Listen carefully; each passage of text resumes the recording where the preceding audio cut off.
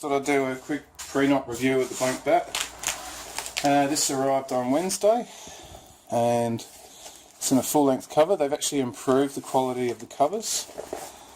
I found the last ones that they had were a bit thinner, didn't have this nice denier nylon. These have got really thick padding on both sides and the big thing on the back. So yeah, that's the cover, and this is the bat that I've purchased. So originally it was supposed to be Joe Root profile, and I've since learned that this profile will also become the next blank bat B1, which is their mid-profile bat without the duckbill. Just sort of blends into the toe here. Probably say it's a little bit, I don't know, I'd say it's there is the middle, so it's not really mid, so it's a little bit mid-low. Spine peak's about there. And just to show you the difference in length with the standard length bat. So this is a standard length bat here, and I'll just line up the toes. So can you see that difference just there at the shoulder?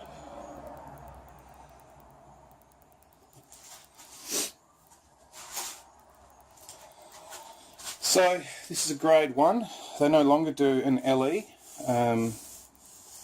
There's basically little difference between an LE and a grade 1. It's all subjective based on appearance. So they go, I think, grade 3, grade 2, grade 1, and then they got their gold edition, which is their, or pure, I'm not sure, pure maybe, which is their grade 1 plus. So in keeping with blank back style, you've got a rounded traditional toe here, with a slight bit of tapering at the edge of the toe. It's quite thick, it's 25mm. That edge blends up to a peak, around a mid-low peak, I'd say, whereas the spine peak's a little bit higher. And the benefit of those shorter shoulders, there's a little bit more thickness that they can put into the bat. As far as profile goes, it's a minimal concave, fairly full bat, you can see there. I'll get my little gauge out so you can have a look. I've improved the gauge, by the way. The last one was a bit thin. So yeah, it meets the requirements of the gauge. A little bit, because of that 7mm camber they're allowing, some bats will get through with a lot more volume. So I think the new rules are pretty generous. You're still going to get a lot of wood in your bat. Yeah, you're not going to get a Warner or a 60mm edge bat. But you've got enough wood there to play your shots. So yeah, 37mm edge, 14mm shoulder, 25mm at the toe. I'll just check the edge of the toe. Yeah, so it's 25mm right across. That's just a little bit bigger there. 26, 37, 62mm spine. Oh, hang on, it's hard to do it with your eyesight. Anyway, it's about that. I measure it always with the verniers, so very nice piece of wood. Yeah, tiny little stain there, nothing special. Nice even grains on the face. 1, 2, 3, 4, 5, 6, 7, 8, 9, and a hint of 10th. Pin knot up here, which would be covered by the stickers. That hint of heartwood coming down the left-hander's outside edge. A little bit of marbling up here at the shoulders. You can see where that heartwood sort of blends in on the edge there. Nice and clean on this side. Can't see any major things that would affect performance around the face of the bat. You see like little blemishes just under the surface. Sometimes you can have like a hard bar running down, but this doesn't have any hard bars. You can probably see already there's some nice seam marks in it. So these are made in Sussex in the UK. I'm not sure who supplies blank bats with their willow. I'm not sure if it's the bat maker or they supply their own willow. But it's a very good bat maker that they go to. This handle is on the thinner side of a semi-oval bottom hand, and round at the top. I prefer a round handled top. The last few bats I've been buying for myself have been oval at the top, and I really don't like that. I've been grew up on Grey Nichols bats which had that semi-oval round and prefer that. I don't really like the full oval all the way through, but I'm not a very good batsman, so I'm not going to kid you. So I ordered this with the silver on white decals. You can see there. The bottom one is still black on clear. But this is in keeping with blank bat's philosophy that, you know, a clean skin or a blank bat, minimal markings.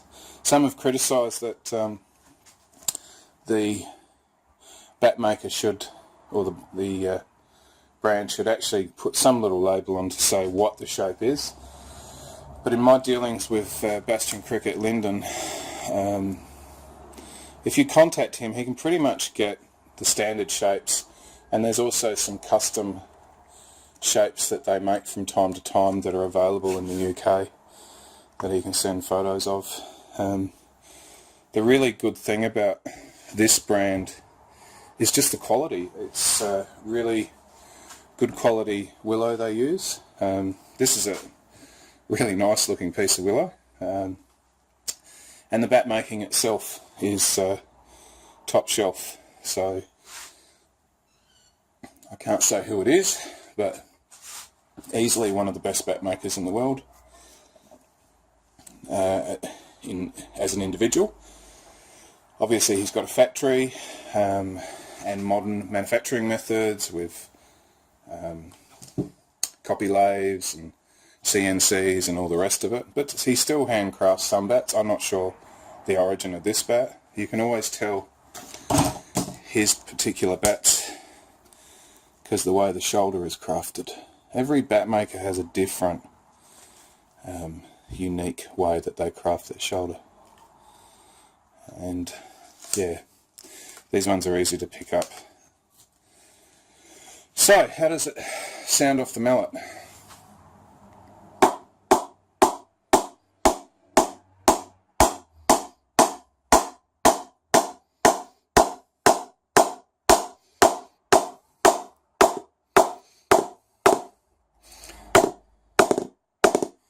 So it's going there, going really well there. It's actually really, ping is outstanding right here, and it should be because that's the sweet spot. It's still going down here. It's got a really deep sound to it. So yeah, it's going to be even better once it's oiled. Totally different sound, if I can do a comparison to the Beluga which I've finished knocking.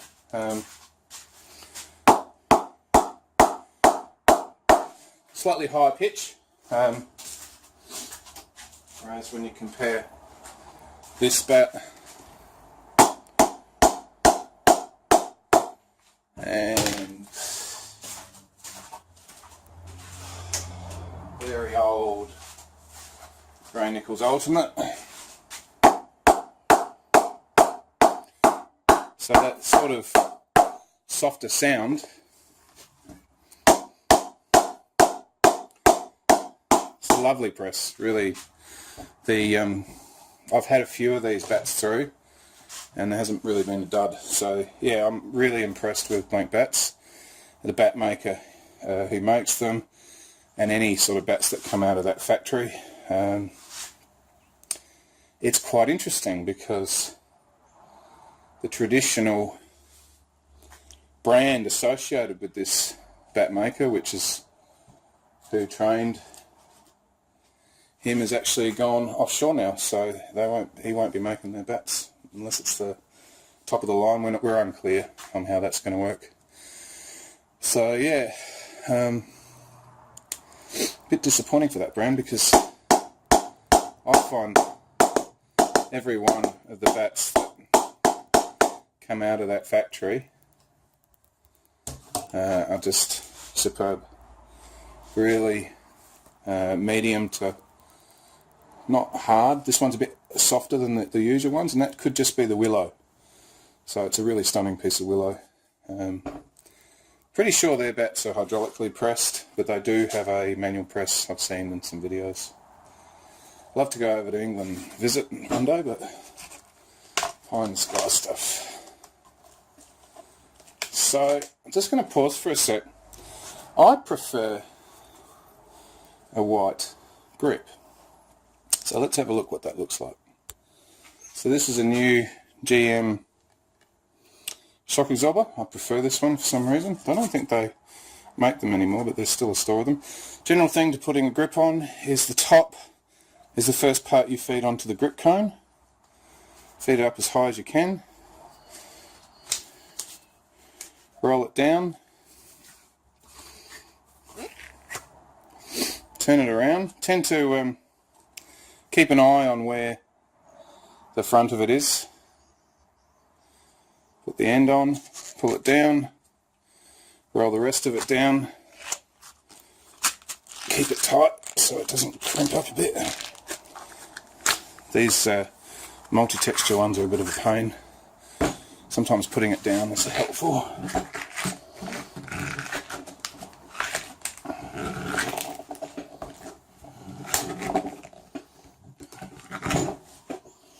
Just down to the edge of the grip cone. Put that on the edge, and with two hands you flick it down over the grip, which I won't show you.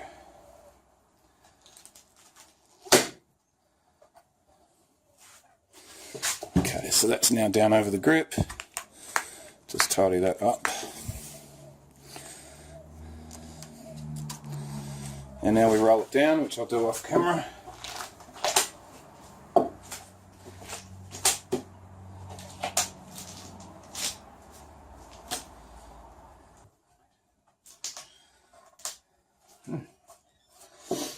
And if you've got any at the top, you just tap it down, which I'll do with my other hand.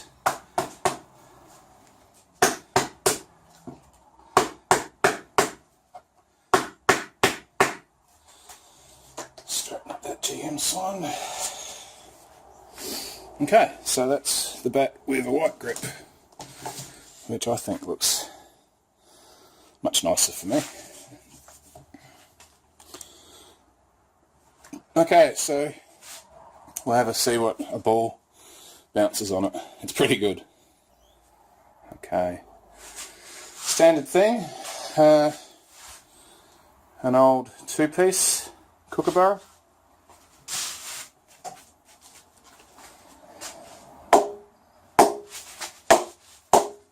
Nearly got away from me.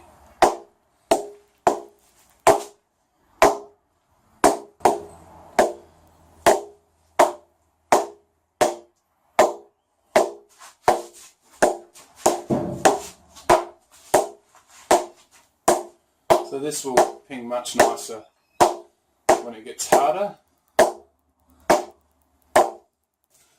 Just as a comparison,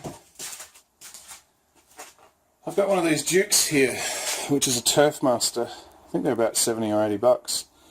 I got 8 balls off eBay, and this is one of them. So I've been rattling on about how much harder the Duke is. That's a fairly old looking ball, but look at the difference in how it comes off the bat. Jesus.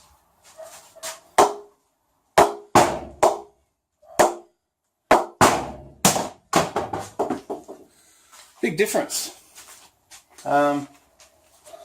So yeah, sometimes when you see reviews, if they're using a newer ball or some of the UK balls, they're very different in their characteristics when old to a Kookaburra, particularly the Dukes. They hold their strength, have a really strong seam for much longer, and it's going to be interesting what happens to Test cricket when they start using that.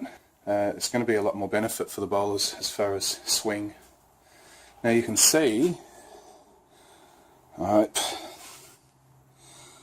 the seam marks that's left there. Lyndon said that he wanted to bounce the ball on it, but he was afraid of leaving seam marks. Once this is oiled, obviously I've got a fair bit of knocking to do, probably 3-4 hours to get that. This will probably come down maybe 0.5 millimetre, but it's going to be a ridiculous bat. Pickup. So this bat weighs 2.9 with the original grip. It's now 2.97 with the white grip, so 1/2 ounce heavier than that grip. Interesting. Anyway, the pickup. Even before I put this grip on, the pickup on this bat is not bottom heavy whatsoever. I would say just a bit heavier than light, but yeah, really nice. If I compare it to my Beluga, which is the same weight, yeah, the Beluga picks up much lighter,